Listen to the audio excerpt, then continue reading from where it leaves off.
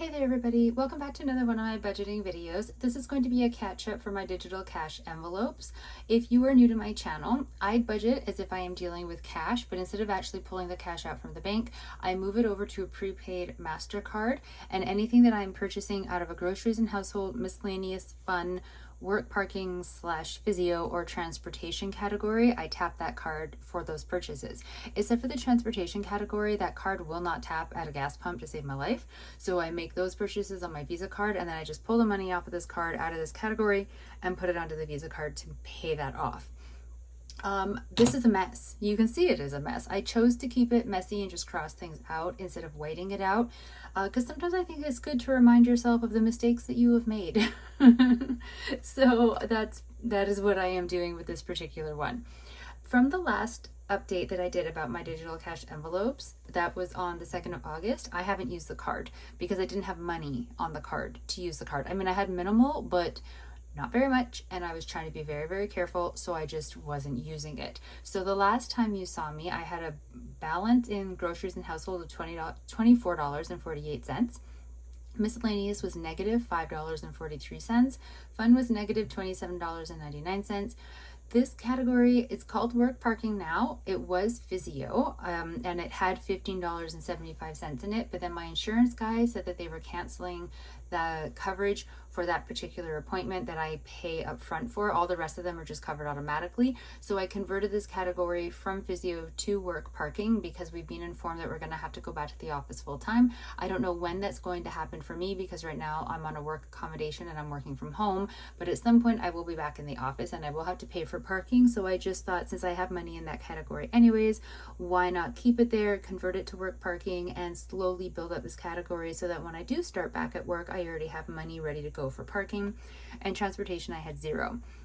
A little side note continuing with this category though, my insurance guy has changed his mind and I have 6 more appointments now that I will be paying $15.75 each for. So I have to fund it again for Physio for 6 more appointments.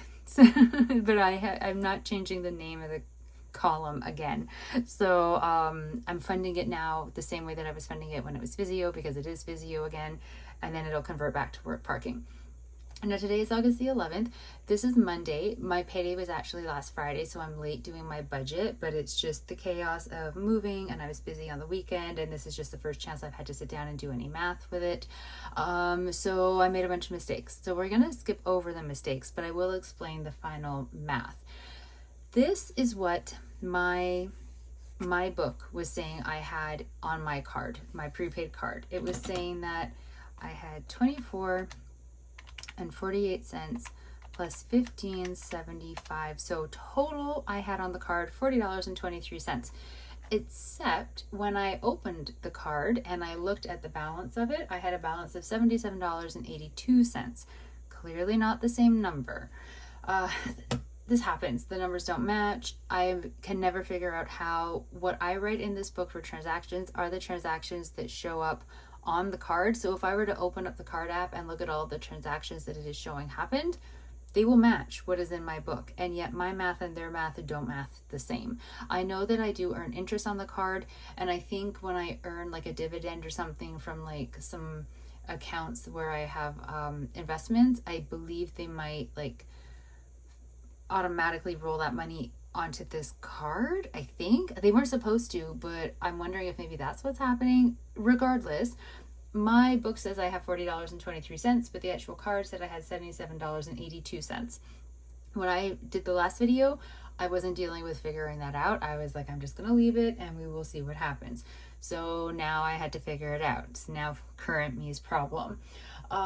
What I did was yes, okay, I did write that down. So I decided to reallocate the $77.82 so that I knew where it was going to. So clearly $24.48 of it belongs in groceries and household. I put $5.43 of it into miscellaneous to bring miscellaneous to zero, and I put $27.99 into fund to bring fund to zero.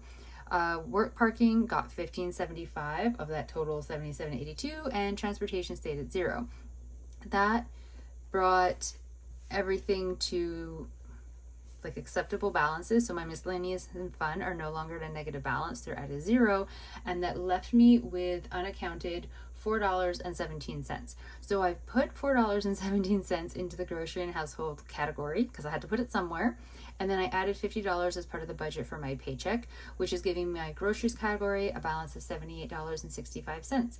Miscellaneous got 15, fun got 15, work parking slash physio got $15.75, transportation got 20. So that means that my totals are $15, $15, $31, $50, and $20. So it all works out. I messed it up a couple different times. I'm not gonna lie. It was for something that should have been simple, I had to redo it many times, but it is done now. I've like triple checked it. I don't believe I've made a mistake in this. The amounts that I'm putting into the categories, I wish I had the money to be able to put more, but my balance, my budgeting balance, I mean, and you'll see because that video will be going up soon, it didn't go well this time. So I do not have any more money to put into any of the categories. It just kind of is what it is. I'm going to have to hope that next payday is better. I don't think it will be, but we'll pretend. We'll pretend that it's going to be. So these are my balances right now. Honestly, I would have given fun 0 just because I'm so strapped for cash, but I am going to IKEA this Wednesday with a friend.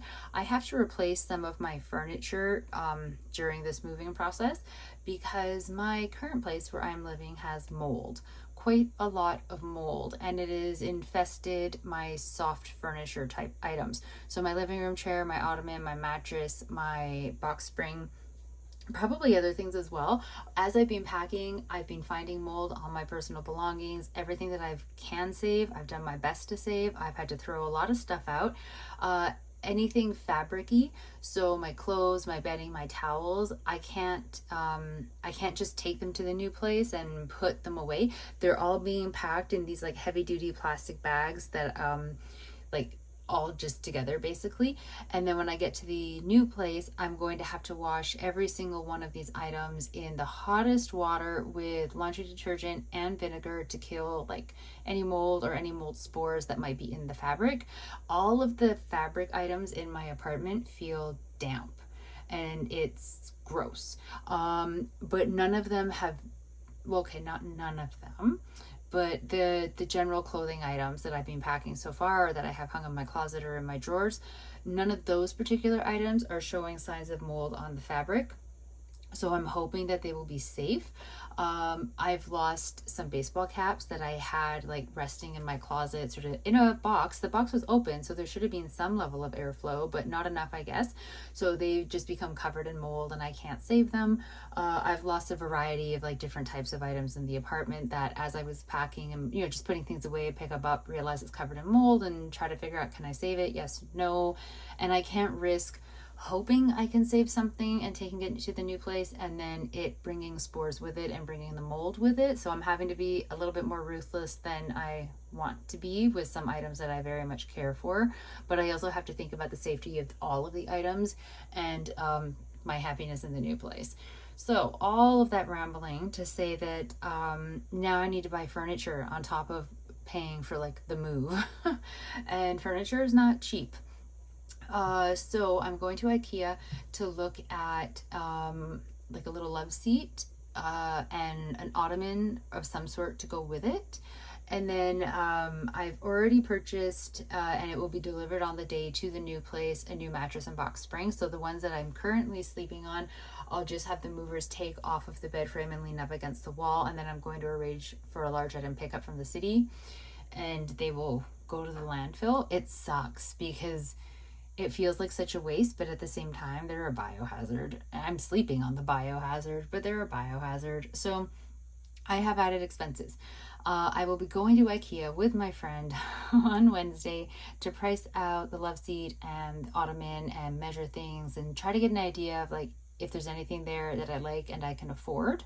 Hopefully there is. I sold some items, so I have some money that I didn't have before. Not a lot, but I have some. So that's going to be what I use to purchase the little love seat and the ottoman. And I gave myself $15 because we thought that we would get dinner at IKEA, and we made that plan before I had done the budget. So if I didn't already have the plans, I just wouldn't have put anything into the fun category. But I don't want to tell her that now I can't do dinner when she's really looking forward to it. We both really like IKEA, and the food there isn't super expensive. So I'm thinking, if I actually eat something before I go, so I'm not very hungry, I can just get something very small when I'm there, and maybe it won't be so bad. I'm crossing my fingers on this. So yeah, that's kind of where I'm at with things. This is the update for the digital cash envelopes with a little detour into talking about the move and mold and furniture shopping, because, you know, let's be real, that's kind of how my videos go. While I'm not super pleased with this, just because like I wish I had more money to fund these to higher amounts, I am happy that they have worked out. I have more money in groceries than I anticipated because I forgot that I had a balance in there. So I was only going to give myself $50 for the next 2 weeks, which I know doesn't sound like a lot, but I'm purposely not purchasing things because I want to have minimal food to actually have to physically move to the new place. So I'm only buying absolute bare necessities, which for me is milk, bread. I might need another box of cereal, things like that. Very like simplistic things. I've got not very many vegetables, so maybe a bag of frozen vegetables I'll buy as well. But otherwise, I have protein, I have rice, you know, like I've got eggs, cheese. I'm good. I'm going to be eating really kind of minimalist, really simply, just because, like I said, I don't want to have to move it. So I do have more money in that category than anticipated, but that's okay because I'm going to have to buy food once I'm in the new place, right? So, I mean, they're not as high, like I said, as I would like, but they are fully acceptable for now. And my budget doesn't really make it work. You'll see that in the budgeting video, but I'll explain that there. So thank you so very much for following along with me on my budgeting journey and looking once again at the chaos that is my digital cash envelope tracking system. I am still thinking about switching over to something other than the Wealthsimple prepaid MasterCard, but I think I've said this in a previous video. I'm not making any decisions or actual set in stone plans about that yet, only because this month has so many other things happening already. I don't need to add another thing to my to-do list. I want to get through the move, be in the new place, be kind of settled, and then I'll figure everything out for the Wealthsimple card and if I want to keep using it or maybe switch over to something else. That is a future me decision. So thank you once again for following with my journey. I do appreciate it. I will talk to you all on the next video. I hope your budgeting is going really well and you haven't made a whole bunch of mistakes that you've had to cross out like I did. I'll talk to you later, everybody. Stay safe. Bye.